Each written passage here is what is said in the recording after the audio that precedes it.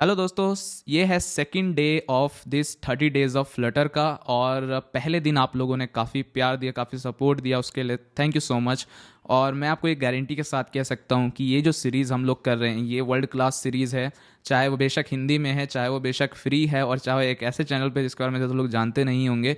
But मैं आपको एक गारंटी दे सकता हूँ, जब ये पूरी सीरीज़ आप ख़त्म करोगे उसके बाद आप गारंटी से ये चीज़ बोलोगे कि आपने कुछ ऐसी चीज़ें सीखी हैं जो आपने कभी कहीं से नहीं सीखी थी।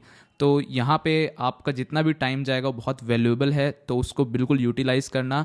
हालांकि अब पहले दिन की बात करें तो हमने एक welcome to 30 days of Flutter start कर दिया था, और आज हम आगे बढ़ेंगे। पर इससे पहले दो क्वेश्चंस जो आए हैं उनका मैं जवाब दे देता हूं, जो कि मुझे लगे कि काफ़ी यूज़फुल क्वेश्चन हो सकते हैं। पहला क्वेश्चन एक बंदे ने मुझसे पूछा था कि एफ जो है यानी फ्लटर वर्जन मैनेजर, जो एक कम्युनिटी प्रोजेक्ट है, उसका यूज़ कैसे कर सकते हैं। और दूसरा जो क्वेश्चन था वो था डॉकर के लिए, कि क्या हम डॉकर में फ्लटर रन कर सकते हैं। तो बिल्कुल डॉकर आप यूज़ कर सकते हो अगर आप चाहो तो, और अगर आप ना चाहो तो भी कोई दिक्कत नहीं है। यहाँ कोई नोड मॉड्यूल्स काफ़ी सारे इंस्टॉल होने वाले हैं नहीं, तो उसकी टेंशन है नहीं आपको, तो नॉर्मल लोकल सिस्टम पे भी चला सकते हो। एफ के बारे में अगर आप जाओगे यहाँ पे और अगर आप सर्च करते हो लेट्स से एफ फ्लटर, तो आप देखोगे आपको ये पहला लिंक मिलेगा। मैंने इसके बारे में आपको क्यों नहीं बताया, क्योंकि ये जो चीज़ है ये बहुत हेल्पफुल जब हो जाती है जब आपको मल्टीपल ब्रांचेस यूज़ करनी हो एक साथ। जैसे अगर आप चाहते हो एक प्रोजेक्ट में आप बीटा ब्रांच यूज़ कर लो, एक प्रोजेक्ट में आप स्टेबल ब्रांच यूज़ कर लो, और मैं इसको कॉम्प्लिकेटेड बनाना नहीं चाहता हूँ अभी, इसलिए हम इसके बारे में अभी बात नहीं करेंगे। बट अगर आपको यूज़ करना है तो आप कर सकते हो। बट मेरी रिकमेंडेशन ये है कि अगर आप बिगनर हो तो आप अभी इसको यूज़ ना करो, इसलिए इसकी कॉम्प्लिकेशंस को नहीं बढ़ाते हैं। अब दूसरी चीज़ जो मैं आज बताना चाहता हूँ आपको ये, कि अगर आप सच में कोडर बनना चाहते हो, डेवलपर बनना चाहते हो, प्रोग्रामर बनना चाहते हो, तो आपको अपनी ज़िंदगी से कुछ सोशल मीडिया को निकाल के एक नए सोशल मीडिया की एंट्री करनी होगी। तो आपको फेसबुक, इंस्टाग्राम, ये जितने भी सोशल मीडिया प्लेटफॉर्म है ये आपसे कुछ लेते हैं। और मैं आपको ऐसे प्लेटफॉर्म की बात बताने वाला हूँ जो आपको कुछ ना कुछ देता है, जिसका नाम है, बहुत ही अच्छे शब्दों में बताऊँ तो, गिटहब। और मुझे पता है आप लोगों को पहले पता होगा, बट आपको इसकी पावर का अंदाज़ा नहीं है। हालांकि आपके कॉलेज में आपको ज़रूर बोल दिया गया होगा कि गिटहब और लिंक्डइन दो चीज़ें हैं जिस पर अपना अकाउंट बना लो, बट यहाँ पे सिर्फ अकाउंट बनाने की बात नहीं है। इसको हम यूज़ करेंगे फर्स्ट डे से, और इसको अगर आपने इस पर साइन अप नहीं किया है तो आपको करना ही करना है। मेरे को पता है कि बिट लैब, सॉरी, एक गिट लैब एक ऑप्शन है आपके पास, और एक ऐसी बिट बकेट करके आपके पास ऑप्शन है, बहुत सारे ऑप्शन है, बट मैं थोड़ा सा रिकमेंड करता हूँ गिटहब। स्पेशली जब माइक्रोसॉफ्ट ने इसको खरीद लिया तो इसे प्राइवेट रिपोजिटरीज भी अब आपको फ्री मिलती हैं, तो आप एक बार यूज़ करें गिटहब। और गिटहब का फ़ायदा क्या होगा वो आप देखेंगे अभी।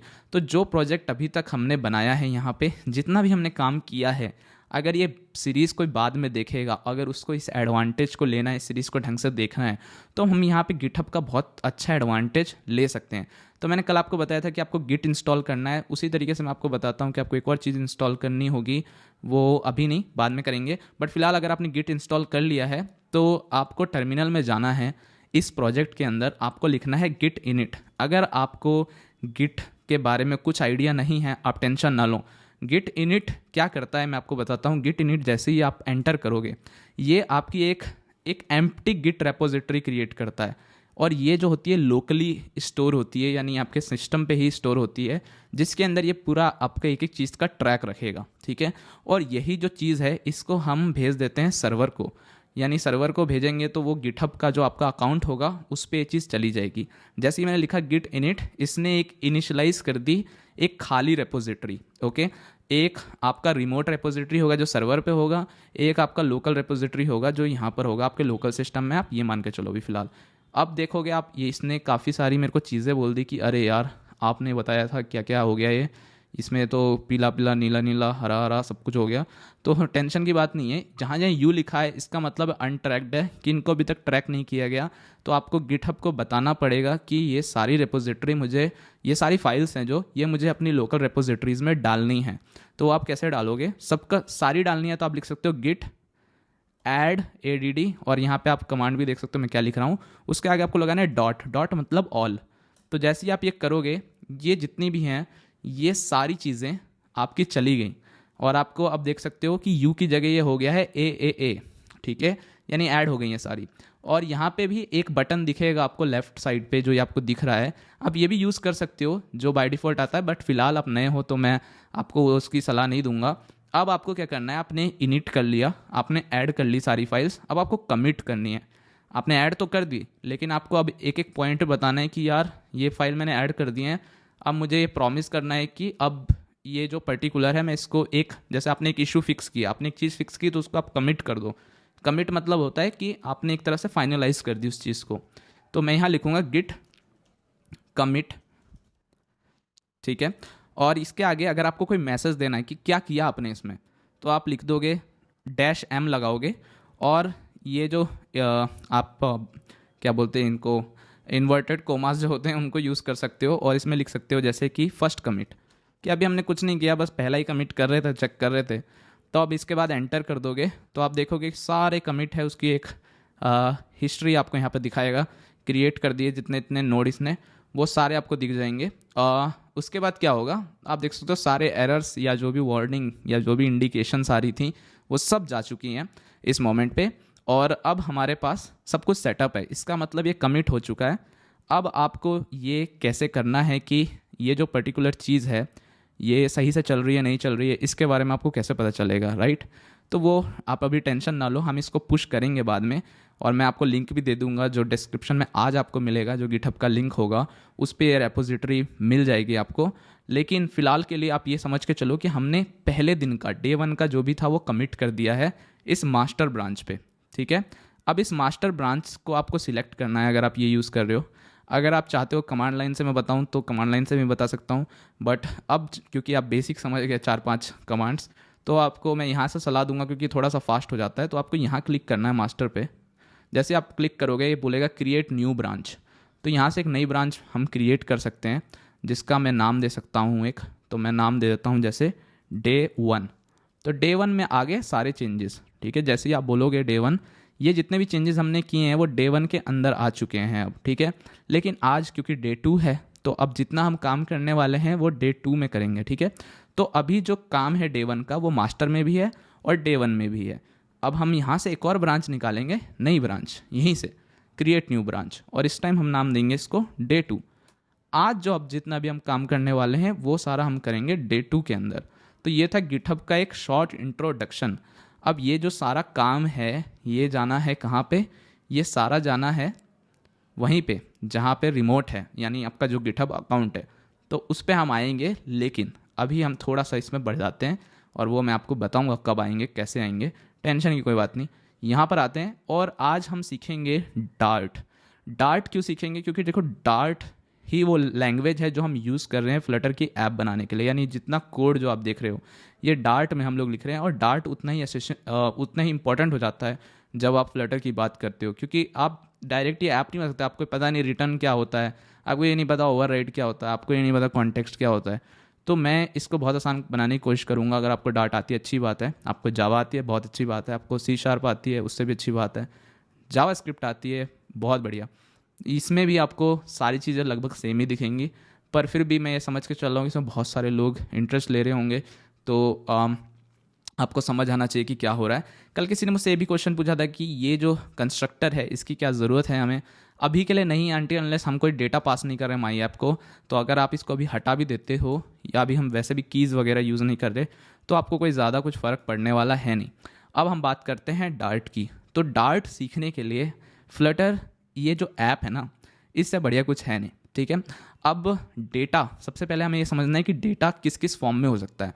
कल मैंने आपको बताया था कि जो भी चीज़ें होती हैं, फ्लटर हो चाहे डार्ट हो, उसका जो एंट्री पॉइंट है वो मेन मेथड होता है।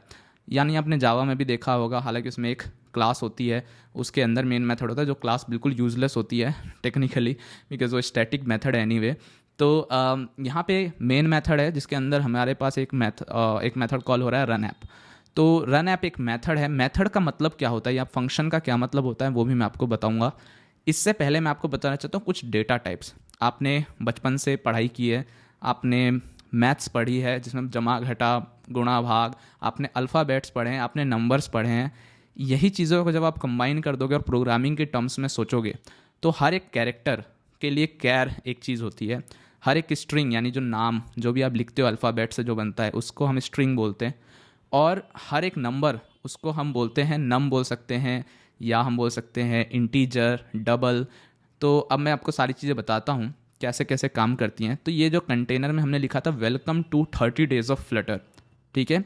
इस 30 डेज को हम क्या करते हैं, ये 30 हटाते हैं यहाँ से, और हम यहाँ पे एक इंटीजर बनाएंगे जिसका हम लिखेंगे नाम डेज, ठीक है, और इसको वैल्यू देंगे 30। और बिकॉज डार्ट एक ऐसी लैंग्वेज है जिसमें आपको सेमी कॉलन्स यूज़ करने ही होते हैं, तो आपको ये करना पड़ेगा, इसमें आपको कोई शॉर्टकट नहीं है, सेमी कॉलन्स आपको यूज़ करने होंगे। हालांकि स्विफ्ट अगर आप यूज़ करते हो या कॉटलिन यूज़ करते हो तो उसमें सेमी कॉलन्स की ज़रूरत नहीं होती है, बट यहाँ पे आप देख सकते हो इंट 30, ठीक है। अब मैं क्या कर सकता हूँ, यहाँ पे मैं लिख सकता हूँ एक डॉलर सिंबल लगा के और डेज। तो रादर देन कि मैं यहाँ पे 30 बोलूँ, अगर मैं अब इसको रिफ़्रेश करूँ, अब मैंने क्या किया, हॉट रीलोड किया, जो कि ये पीले वाले बटन से होता है। हालांकि आप लोगों ने देखा होगा कि मैंने ये बटन नहीं दबाया है, मैंने सिर्फ कमांड एस दबाया, यहाँ पर आप देख सकते हो, और ये हॉट रीलोड हो गया। कुछ लोगों को लग रहा होगा ये कैसे होता है, तो आपको सेटिंग्स में जाना है VS कोड की। हमें बहुत सारी चीज़ें कर रहे हैं, तो कभी कभी आपको रिपीट देखना पड़ सकता है, आपको थोड़ा सा पीछे जाके देखना पड़ सकता है वीडियो को, तो आप बिल्कुल देखो। यहाँ जो टाइम इन्वेस्ट कर रहे हो, मैंने आपको बताया, गारंटी दिया कि ये बेस्ट टाइम है, तो आप टेंशन ही मत लो टाइम का। तो यहाँ पे आप देख सकते हो ऑटो सेव, राइट, कि ऑटो सेव करोगे आप तो आपकी जो जितनी भी चीज़ें हैं वो सेव हो जाएंगी। तो इसमें लिखा है ऑफ कर सकते हो कि अपने आप सेव ना हो, या आफ्टर डिले कर सकते हो। तो पहली चीज़ तो मैंने ये कर रखी है, ठीक है। और जब सेव होता है उसके बाद मैं क्या चाहता हूँ कि कोड भी मेरा ऑटो फॉर्मेट हो जाए। तो मैं यहाँ लिखूँगा अगर फॉर्मेट, तो आपको मिलेगा ये देख सकते हो आप, फॉर्मेट ऑन सेव, तो ये फॉर्मेट भी कर देगा मेरा कोड। तो इसको टिक कर रखा है। तो ये छोटी मोटी चीज़ें हैं जो आप धीरे धीरे सीखते जाओगे अगर आप नए नए आए हो VS कोड में। और ये जैसे आप देख रहे होगे कि ये जो ब्रेसेस हैं इनका जो कलर है वो अलग अलग है, तो उसके लिए एक एक्सटेंशन होती है, मैं वो भी बता ही देता हूँ आपको, हम क्योंकि अभी हम सब कुछ सीख ही रहे हैं। तो यहाँ पे आप यूज़ कर सकते हो रेनबो, आपको मिलेगा एक ब्रैकेट्स। तो ये रेनबो ब्रैकेट्स है जो, ये आपको यूज़ करना है, ये वाला रेनबो ब्रैकेट्स है। इसका मैं वर्जन 2 यूज़ कर रहा हूँ, तो इसलिए शायद ये दिखा नहीं रहा है, बट मैं ब्रैकेट्स के लिए वो यूज़ कर रहा हूँ। आप एक बार चेक करना, आपको मिल जाएगा। और मेरे ख्याल में और तो मैं कुछ कर नहीं रहा हूँ, देख लेता हूँ फिर भी मैं। और हाँ, इस ब्रैकेट के लिए मैं जो यूज़ कर रहा हूँ वो है ब्रैकेट पेयर कलराइजर 2। रेनबो ब्रैकेट्स मैं यूज़ नहीं कर रहा हूँ अब, तो ये एक बार मैंने अभी क्रॉस चेक कर लिया है। तो ब्रैकेट पेयर कलराइजर 2 कर लेना, ये काफ़ी यूज़फुल होता है। कुछ लोग बोले होंगे कि ये जो मेरे अंदर इसमें ये आ रहे हैं निशान, ठीक है, ये जो सीढ़ियाँ बनी हुई आ रही हैं ये कैसा, ये क्वेश्चन मेरे को बहुत बार आता है। तो ये मैं इसका भी सॉल्यूशन आपको बताता हूँ। आपको जाना है सेटिंग्स के अंदर और आपको यहाँ पे लिखना है UI प्रीव्यू, जो कि आएगा नहीं मुझे लगता है, प्रीव्यू लिखना होगा हमें शायद, प्रीव्यू UI। हाँ, तो प्रीव्यू UI आप जब लिखोगे तो आप देखोगे डार्ट में एक प्रीव्यू का एक ऑप्शन है, फ्लटर UI गाइड्स का, ये प्रीव्यू के अंदर है, मतलब ये अभी भी स्टेबल नहीं है। तो यहाँ पे अगर आप इसको सिलेक्ट कर देंगे तो ये आपको गाइड्स मिलने लगेंगी जो कि ये इस तरीके से आती हैं। चलो बहुत टाइम लगा लिया हमने इसमें। तो आपने देखा यहाँ पे क्या किया मैंने यहाँ पे इंटीजर लिया। इंटीजर क्या होता है, 1 2 3 4 5 6 7 8 9 10, ये सारे जो नंबर होते हैं up to so on, like काफ़ी नंबर्स का एक रेंज होता है। इसके बारे में आपको बताऊंगा, ये सब आप कहाँ से पढ़ सकते हो। वो आप पढ़ सकते हो डार्ट डॉट डेव, अगर आप खोलो तो आपको यहाँ पे डॉक्स मिल जाएंगे जिसके अंदर आपको सारी चीज़ें मिल जाएंगी, लैंग्वेज टूर। और 14 तारीख का वेट करो आप लोग, 14 तारीख को मैं एक और चीज़ आपको दिखाने वाला हूँ जो आपके लिए बहुत यूज़फुल हो सकती है। तो अभी हम जाते हैं वापस। तो यहाँ पे डेज लिखा जो कि नंबर हो सकता है। अगर मान लो मुझे फ्लोटिंग नंबर देना होता है, डबल नंबर जिसको हम पॉइंट में बोलते हैं, 1.2 4.2 3.2 ऐसा कुछ देना होता, तो मैं इसको बोलता डबल। तो अगर डबल बोल देता तो देखो अभी भी इसने डबल 30 को भी समझ लिया। क्या करेगा ये, 30 को 30.0 बना देगा अपनी अंडरस्टैंडिंग के हिसाब से। तो अभी हम इंट पे जाते हैं। यहाँ हमने क्या किया, देखो ये टेक्स्ट है, अगर आप इसको ध्यान से देखो तो ये क्या डेटा लेता है, स्ट्रिंग डेटा लेता है। अब मैं दिखाता हूँ स्ट्रिंग क्या होता है। जैसे अगर मैंने लिखा यहाँ पे स्ट्रिंग, तो स्ट्रिंग के अंदर मैं बोल देता हूँ जैसे नेम, ठीक है। तो नेम में मैंने बोल दिया यहाँ पे कि भाई यहाँ पे नाम डालो। तो मुझे ये दो कोमाज लगाने पड़ते हैं, टॉप वाले इन्वर्टेड कोमाज जो भी बोलते हैं इसको, और हम बोल सकते हैं कोडपुर, ठीक है। तो यहाँ पे जब भी आपको कोई नाम देना हो, कोई भी स्ट्रिंग बेसिकली कुछ नहीं होता, कैरेक्टर्स, जो कलेक्शन ऑफ कैरेक्टर्स की अल्फ़ाबेट जब आप कंबाइन कर देते हो, या आप उसके अंदर नंबर भी डाल सकते हो। तो जब आप चीज़ों को कंबाइन कर देते हो एक साथ तो आप इसको स्ट्रिंग बोलते हो बेसिकली। तो ये एक जेनरिक आंसर हुआ इसका। पर आप मान के चलो नाम हो गया या आपको कुछ भी लिखना है अंदर, पैराग्राफ हो गया, सब कुछ स्ट्रिंग के अंदर डालोगे तो ये जो टेक्स्ट है ये स्ट्रिंग लेता है डेटा में, और हम इसको ये पूरा डेटा दे रहे हैं। अब हमने यहाँ पे कुछ एक चीज़ यूज़ की है डॉलर, क्योंकि हम स्ट्रिंग के अंदर एक इंटीजर डालना चाहते हैं। तो इस चीज़ को करने के लिए ये जो फॉर्मेट होता है इसको हम बोलते हैं स्ट्रिंग इंटरपोलेशन, यानी हम स्ट्रिंग को थोड़ा मैनिपुलेट करेंगे विथ सम डेटा। तो हमने यहाँ पे डेटा डाला है डेज, जिसके लिए हमने डॉलर लगा दिया, ठीक है।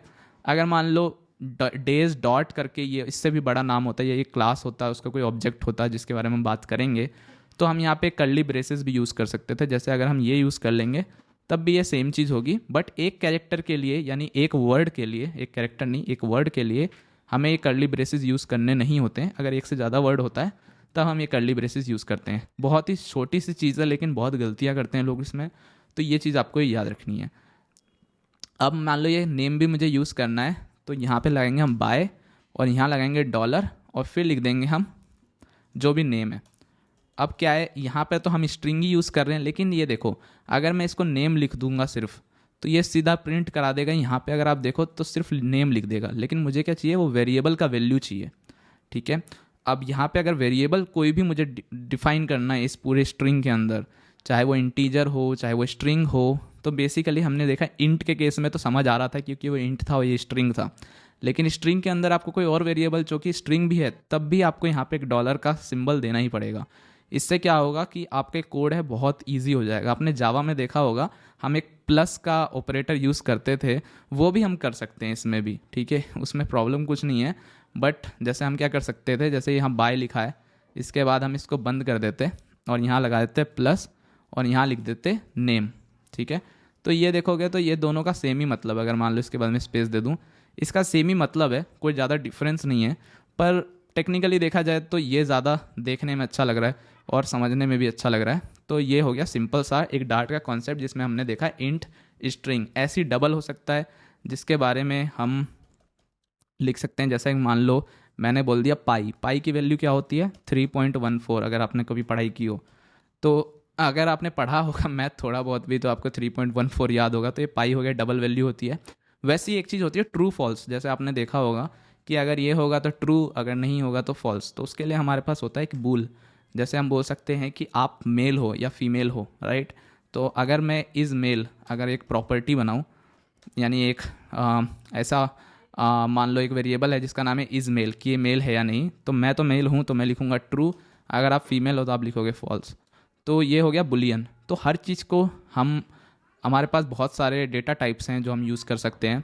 लेकिन अब जैसे आप बोलना चाहते हो यार इंट डबल, मैं इनमें कंफ्यूज नहीं होना चाहता हूँ, तो आप एक चीज़ यूज़ कर सकते हो नम बेसिकली क्या होता है, वो इंट भी ले सकता है, वो डबल भी ले सकता है। जैसे अगर मैं यहाँ बोलता हूँ कि आज कुछ चीज़ होती है ना, जो जैसे मान लो मैं बोल दूँ आपको फॉर एग्ज़ाम्पल आज टेम्परेचर कितना है, तो टेम्परेचर है वो आज 30 डिग्री सेल्सियस भी हो सकता है, तो 30 भी हो सकता है और 30.5 भी हो सकता है फॉर एग्ज़ाम्पल।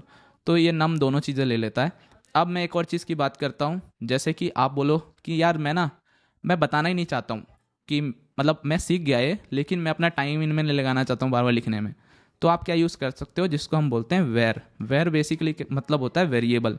वेरिएबल का मतलब ये हुआ कि इसमें कोई भी वैल्यू आ सकती है, और जब कंपाइलर आपका क्या है वो डिसाइड करेगा कि इसको क्या वैल्यू देनी है। जैसे फॉर एग्जांपल मैं यहाँ लिखता हूँ डे, ठीक है, आज कौन सा दिन है, आज है, ऊपर देखते हैं ट्यूसडे, तो मैं यहाँ लिख देता हूँ ट्यूसडे, ठीक है। तो ये देखोगे आप, ये मुझे कोई एरर नहीं देगा क्योंकि ये वेरिएबल है, वो अपने आप समझ गया कि अगर मैं इसको यहाँ पे स्ट्रिंग की तरह डिफाइन कर रहा हूँ तो ये मतलब स्ट्रिंग ही है, राइट। अगर मैं इसमें ऐसा लिख दूँ, जैसे इसे ऐसा आपने देखा होगा किसी किसी लैंग्वेज में ऐसे लिखते हैं, तो बेसिकली उसका मतलब यही होता है कि ये वेरिएबल है लेकिन ये इस टाइप का है, ठीक है। तो यहीं पे इसका मतलब है, जैसे अगर मैं मान लो इसको 5 भी वैल्यू दे देता तो भी ये कोई इशू नहीं देता, क्योंकि ये कंपाइलर अपने आप ही जब कंपाइल करता है कोड को तो वो बता देता है कि यार इस वेरिएबल का क्या टाइप होगा, ठीक है। तो डार्ट के बारे में इतना आपका जानना बहुत ज़रूरी है। ऐसे ही हमें कभी कभी कांस्टेंट डिफाइन करना होता है, तो कुछ लैंग्वेज में हम उसको लेट बोलते हैं या हम बोलते हैं कॉन्स्ट मतलब होता है इसकी वैल्यू कभी चेंज नहीं होगी। जैसे मैंने आपको यहाँ पाई बताया था, ठीक है, ये पाई क्या है, जैसे पाई एक तरह का कांस्टेंट है। जब जो आपका पाई है उसकी वैल्यू कभी भी 3.14 से चेंज तो नहीं होती है, आपको पता ही होगा। तो वैसे ही यहाँ पे पाई की जो वैल्यू होगी वो 3.14 से कभी चेंज नहीं होगी, इसलिए हम इसको कांस्टेंट बना सकते हैं। यानी जो वैल्यू कभी चेंज नहीं होगी वो हमारी जो भी हमारा जो प्रोग्राम होता है उसको एफिशिएंट बनाने के लिए हम ये डेटा टाइप देते हैं। जैसे आप बोलोगे मैं डबल भी दे दूँ तो क्या दिक्कत है, डबल जो वैल्यू है ये पाई हम चेंज कर सकते हैं, बट इस वाले कॉन्स्ट अगर हमने अपने एक बार बोल दिया इसको तो हम इसको चेंज नहीं कर सकते हैं। ये सबसे बड़ा डिफरेंस है इसके अंदर। ठीक है, ऐसी एक फाइनल होता है जो कि कॉन्स्ट की तरह ही होता है, बट फाइनल का जो डेटा है उसको मॉडिफाई किया जा सकता है। जैसे डिफरेंस क्या होता है कॉन्स्ट और फाइनल में, सबसे बड़ा कि फाइनल में अगर मान लो कोई लिस्ट है, उस लिस्ट के अंदर आप एडिशन कर सकते हो, पर कॉन्स्ट करके कोई लिस्ट है उसके अंदर आप एडिशन नहीं कर सकते हो। ये एक डिफरेंस होता है। अब इसको कॉम्प्लिकेटेड नहीं करते हैं, बहुत ही सिंपल चीज़ थी जिसको मैंने को समझाने में थोड़ा सा टाइम लग गया आपको। डेज और नेम को वापस ले आते हैं, इन चीज़ों को हटा देता हूँ मैं यहाँ से। तो अब मैं मेन मुद्दे पे आता हूँ कि हमने ये चीज़ बनाई थी जिसके अंदर हमने लिखा था कि welcome to 30 days of Flutter. अभी भी इसमें देखो कुछ प्रॉब्लम्स हैं। प्रॉब्लम्स क्या हैं अगर आप ध्यान से देखो, पहली चीज़ तो देखो इसमें बैटरी का जो सिंबल है वो दिख नहीं रहा है, ना वाईफाई का दिख रहा है, सब कुछ सफ़ेद सफ़ेद सा हो गया है क्योंकि हम मटेरियल यूज़ कर रहे हैं। ठीक है, और ये होम को हमने यहाँ दे दिया। अगर ये हायरार्की हम फॉलो करते रहे तो पता नहीं कितना कोड लिख देंगे और ये फाइल भरती चली जाएगी, राइट। तो इस होम को देने के लिए हम एक नई फाइल बनाएंगे। तो लिव फोल्डर के अंदर आपको जाना है यहाँ पे, और यहाँ पे एक नई फाइल क्रिएट करनी है जिसका नाम आप रखोगे होम पेज, या आप कुछ भी नाम रख सकते हो। मैं होम पेज रखने वाला हूँ तो मैं लिखूँगा home_page डॉट डार्ट। जैसे ही मैंने ये नाम दे दिया तो यहाँ पे सबसे पहले मैं इंपोर्ट करूँगा मटेरियल डॉट डार्ट। ठीक है, और फिर से इसको स्टेटलेस विजिट बनाऊँगा जो कि आपको याद होगा कल जैसे हमने बनाया था। इसका नाम देंगे होम पेज।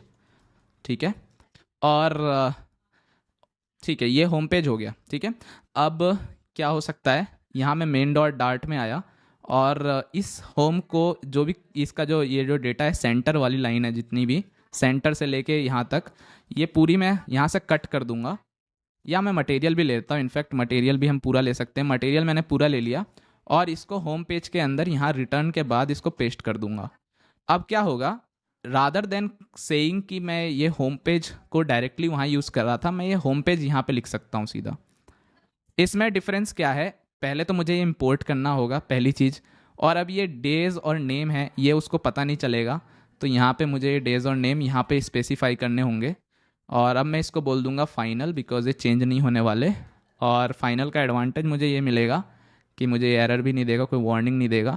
तो अब मैं अगर हॉट रीस्टार्ट करूँ इस चीज़ को तो आप देखोगे, मैं हॉट रीस्टार्ट करता हूँ एक बार, आपको दिखाई देगा कि ये जो चेंज है इसमें कोई चेंज नहीं आया, मतलब हमारी ऐप बिल्कुल परफेक्ट चल रही है अभी भी। अब मैंने आपको बोला है कि ये अच्छा नहीं लग रहा, उसके लिए मैं क्या कर सकता हूँ, तो होम पेज के अंदर आपको क्या करना है, मटेरियल आपने जहाँ बोला है इसकी जगह हम इसको रिप्लेस कर देंगे स्केफोल्ड से, और इस चाइल्ड की जगह हम बोल देंगे बॉडी। अब स्केफोल्ड क्या होता है, स्केफोल्ड विजिट एक ऐसा विजिट है जिसके अंदर काफ़ी सारी चीज़ें हैं। मटेरियल का एक ऐसा कंपोनेंट है जिसके अंदर बॉडी भी है। अगर आपको एक ह्यूमन बॉडी पता है, मतलब मेरा शरीर, तो उसमें आपको पता है एक हेड होता है, एक बॉडी होती है और एक फुटर होता है, यानी फुट होता है। ठीक है, तो ये अगर आपने HTML में काम किया तो उसमें भी एक हेड होता है, एक बॉडी होती है, एक फुट होता है। स्केफोल्ड वैसा ही होता है जिसके अंदर एक बॉडी होती है, इसके अंदर एक हेड होता है जिसको हम ऐप बार बोलते हैं, और जितने भी ये कंपोनेंट है ये मोस्टली वही कंपोनेंट लेते हैं जो इनका नाम होता है। जैसे अगर ऐप बार है तो ये अगर आप इस पर होवर करोगे तो बोलेगा प्रेफर्ड साइज विजिट, तो इसके लिए एक विजिट है जिसका नाम है ऐप बार। फ्लटर के अंदर सब कुछ एक विजिट है, तो अगर मैं इसको ऐप बार बोलूँ तो आप देखो यहाँ पे ऐप बार आ गया एक। ठीक है, ऐसी बॉडी है, ऐसी फुटर के लिए हमारे पास बॉटम शीट है, बहुत चीज़ें होती हैं, जैसे कि बॉटम नेविगेशन बार है जो कि फुटर का काम करता है, ड्रॉअर है, और हमारे पास काफ़ी चीज़ें। तो हम जैसे देखते हैं ड्रॉअर, तो ड्रॉअर है, मैंने आपको बताया मोस्ट ऑफ द टाइम क्या होता है, जो नाम होता है प्रॉपर्टी का उसी नाम से विजिट होता है। जैसे ऐप बार है तो ऐप बार विजिट हो गया, वैसे ड्रॉअर के लिए जैसे अब ड्रॉअर विजिट है एक, तो आप देखोगे कि एक यहाँ पे मेन्यू बटन भी बना हुआ आ जाएगा, जिसको क्लिक करता हूँ अगर मैं, तो ये देखो एक ड्रॉअर आ गया। ठीक है, अभी इसके अंदर कुछ डेटा है नहीं, बट हम समझ सकते हैं इस चीज़ को यहाँ से।